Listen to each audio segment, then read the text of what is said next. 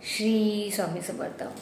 आपण जेव्हा मंदिरात प्रवेश करतो, कोणत्याही मंदिरात तुम्ही जा, तुम्हाला सर्वप्रथम तिथे दिसतो कासव.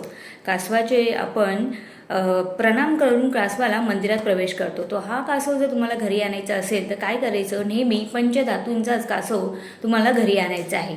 आणि जर त्या पंचधातूच्या कासवावर लक्ष्मी यंत्र असेल तर त्या कासवाची स्थापना देवासमोर करायची आहे, पण त्याच्यामध्ये नेहमी तांदूळ असले पाहिजेत. आणि घराच्या कोणत्याही दिशेला जर तुम्ही कासव ठेवत असाल तर तेव्हा त्याच्यामध्ये पाणी ठेवा. आणि कासव नेहमी उत्तर दिशेलाच कासवाचं तोंड असलं पाहिजे, कारण की उत्तर दिशा ही कुबेराला आणि माता लक्ष्मीला प्रिय आहे.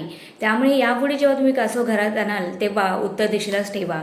कासवाच्या आपल्या सर्व अवयवांवर नियंत्रण असते आणि तो मंद हळू गतीने चालत असतो.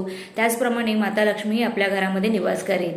तर नक्की नेक्स्ट टाईमला लक्षात ठेवा आणि मला कमेंटमध्ये सांगायला विसरू नका. श्री स्वामी समर्थ.